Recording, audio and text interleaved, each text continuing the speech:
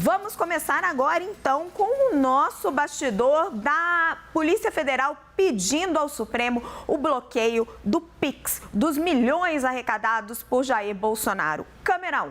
Gente, a Polícia Federal está avaliando, ainda é uma avaliação feita pelos delegados que estão ali envolvidos no dia a dia das investigações, se vai pedir o bloqueio dos 17 milhões de reais que foram arrecadados por Jair Bolsonaro via Pix.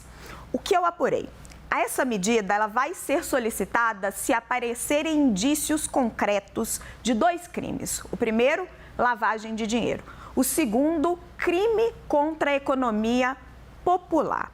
A suspeita dos investigadores é que parte das doações são legítimas. Tem muita gente se manifestando nas redes sociais que doou dinheiro para Jair Bolsonaro. Mas a suspeita da PF é que parte tenha vindo de laranjas para esquentar o dinheiro obtido no esquema de vendas de presentes oficiais recebidos pela Presidência da República de líderes estrangeiros. Outra possibilidade, outro crime que poderia ser enquadrado é solicitar o bloqueio com base na legislação de crime contra a economia popular. Eu fui olhar essa legislação e ela é muito ampla. O caso de Bolsonaro pode se encaixar ali num inciso que trata do seguinte, vou abrir aspas para esse inciso: obter ou tentar obter ganhos ilícitos em detrimento do povo ou de número indeterminado de pessoas mediante especulações ou processos fraudulentos. Então, o que é isso? Jair Bolsonaro ter dito que precisava desse dinheiro para pagar as suas multas, as multas da vacina, outros processos judiciais e até hoje não ter usado o dinheiro para esses fins. Então, você arrecadar dinheiro, aproveitar da boa-fé da população e não utilizar para aquele fim que você especificou ali naquela vaquinha, né? Como a gente costuma dizer que você fez. Como nós contamos para vocês aqui na CNN, o que está em curso hoje? Uma varredura dos doadores de Bolsonaro que doaram dinheiro via Pix e a PF está cruzando os dados CPF por CPF com a ajuda desse sistema interligado de movimentações interbancárias, o SIMBA, que é operado pelo Ministério Público e que faz isso com uma enorme rapidez. Quando essa varredura estiver completa, é que a PF vai decidir se pede ou não pede o bloqueio para o STF. E aí vai estar nas mãos do ministro Alexandre de Moraes. Fui procurar alguns advogados constitucionalistas para dizer, olha, faz sentido, não faz sentido? O que eu ouvi pode ser polêmico, porque seria um pedido de bloqueio de dinheiro, bloqueio de bens, antes do início da ação penal, antes da manifestação do Ministério Público. E como a Constituição prevê a presunção de inocência, o bloqueio pode ser visto como uma punição antecipada. Procurei a defesa de Bolsonaro, que não se manifestou sobre esse ponto específico da possibilidade do bloqueio de recursos. Em ocasiões anteriores, sobre a suspeita de lavagem de dinheiro com os recursos do Pix, os advogados de Bolsonaro tinham dito que as doações eram republicanas e que a justificativa para esses valores milionários é a popularidade do ex-presidente. Vamos para uma rodada de análise? Quem eu tenho comigo?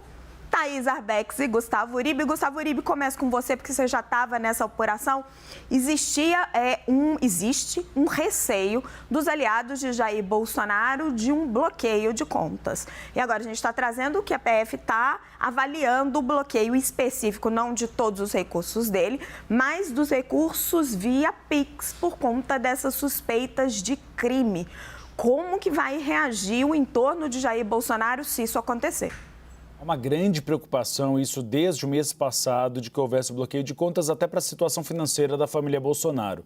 Inicialmente, boa tarde a todos, boa tarde Raquel, boa tarde Thaís e a todos que nos assistem no 360 da CNN Brasil.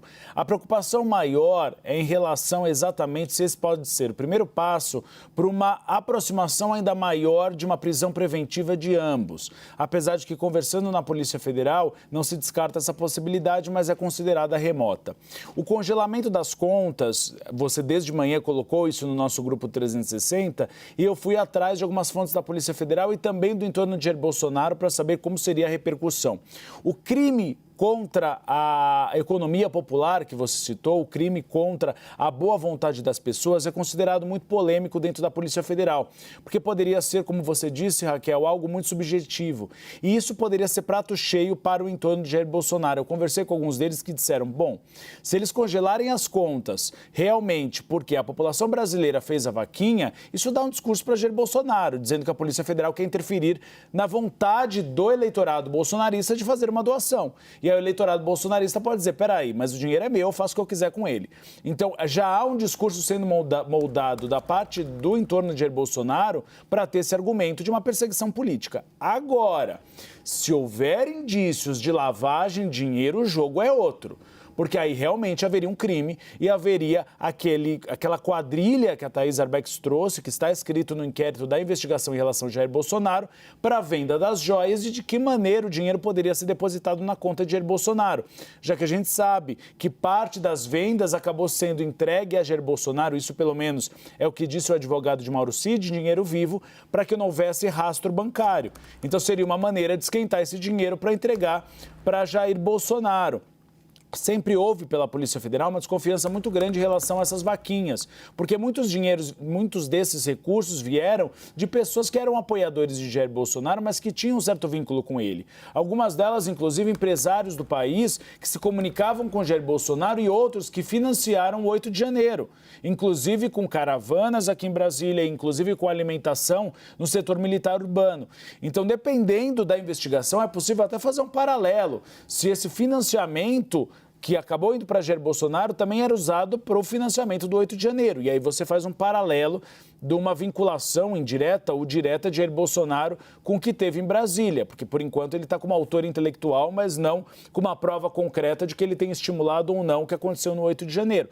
Mas se houver uma vinculação com o esquema das joias, aí o jogo é outro e aí o entorno de Jair Bolsonaro considera, bem, aí nesse caso realmente eles acreditam que não há, que não foi uma vaquinha realmente, mas nesse caso teria justificativa. Mas se for crime contra a economia popular, aí eles avaliam que é prato cheio para a defesa de Jair Bolsonaro. Thaís, queria que você pegasse desse ponto onde o Uribe deixou. Essas duas suspeitas de crime, lavagem de dinheiro e crime contra a economia popular, como que você avalia, se elas se sustentam ou não se sustentam? E este ponto de você fazer um bloqueio de recursos, um bloqueio de bens, antes da denúncia do Ministério Público. Será que a PF estaria pulando etapas ou não? Boa tarde, Raquel, Uribe, a todos que estão aqui com a gente no 360. É claro que a ordem do processo legal ou o não cumprimento de uma ordem do processo legal, ela pode surgir e pode servir, na verdade, como um argumento ali para defesa do ex-presidente Jair Bolsonaro tentar impedir qualquer medida ou recorrer de uma eventual medida como essa, Raquel. Mas não acredito que os investigadores farão qualquer movimento sem ter já indícios daquilo que eles estão apurando. Só faria sentido pedir esse bloqueio se de fato muito possivelmente, nessa quebra de sigilo que eles já estão avaliando, eles identificarem movimentações atípicas. Aí sim me parece que eles têm um caminho. É difícil falar em suposição, porque a gente ainda não tem o caso concreto, a gente não tem como analisar exatamente qual é a desconfiança, se eles já identificaram alguma coisa. Mas volto a dizer, se eles estão nessa linha de avaliar o pedido de um bloqueio dos PIX enviados ao ex-presidente, me parece que essas quebras de sigilo já trouxeram informações para os investigadores. Raquel. Uribe, mais um tema com você antes da gente seguir. Quando veio todas essas informações, começou a vir, né? A gente está detalhando aqui da possibilidade de bloqueio dos recursos do PIX e bloqueio de contas de Jair Bolsonaro, começou a circular pela internet uma campanha, não tem Bolsonaro, vamos de Michele, e campanha de doação de PIX para Michele Bolsonaro. É estratégia, né? É para tentar mostrar que é orgânico, que realmente não tem nada demais. O que você acha que está por trás desse movimento?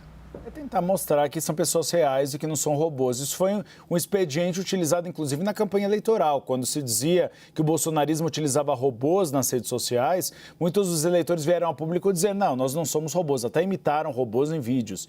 Algo bastante caricato, mas enfim, utilizaram esse expediente para dizer que não eram robôs. Então esse também foi o objetivo. E é um objetivo também para que você conseguisse ter recursos com Michele e não com Jair Bolsonaro. Porque é uma avaliação dentro do PL que, claro, Jair Bolsonaro está mais na mira do que Michele Bolsonaro.